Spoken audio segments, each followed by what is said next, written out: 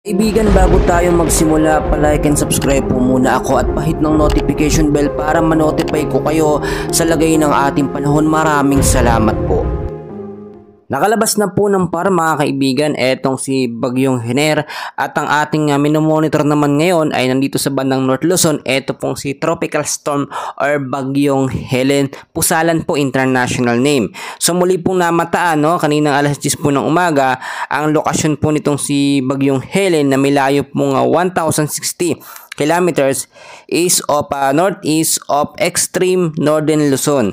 Ang kanyang lakas ng hangin po ngayon ay nasa 85 kilometers per hour pa rin, malapit po sa sentro na may bugso pa rin pong pumapalo at umaabot sa 105 kilometers per hour.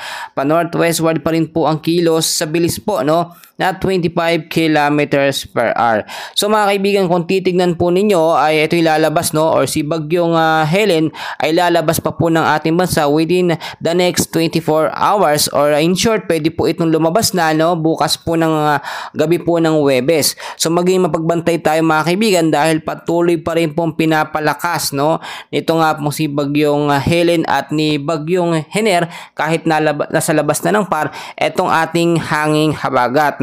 May severe winds pa rin po tayo o malakas na hangin, epekto po ng southwest monsoon na in-enhance po ni Hener at ni Helen. Ito po yung magbibigay ng pabugso-bugsong pag-ulan ngayong araw sa ilang bahagi po ng Zambales, Bataan, Pampanga, Bulacan, Metro Manila, Calabarzon, Mimaropa, Bicol Region, Visayas area, Zamboanga Peninsula, Northern Mindanao, Caraga at Davao Region. Inaasahan naman po bukas po mga kaibigan, September 19 ay makakaranas din ng pag-uulan.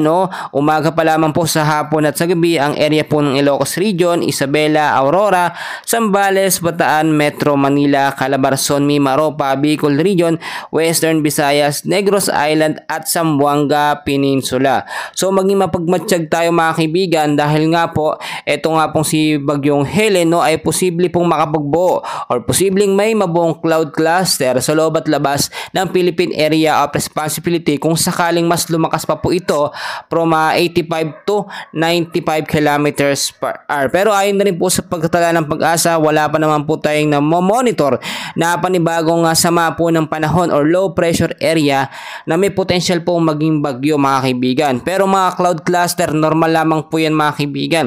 Basta meron pong bagyo sa loob ng ating bansa at pinapalakas ang habagat, nagko-combine po yan, nagkokos po yun para magkabuo po or magkaroon po ng kumpul ng kaulapan or mga cloud cluster. So patuloy ko kayong i-update mga kaibigan ko. Wag pong kakalimutan i-like at i-subscribe ang ating YouTube channel. Maraming salamat po.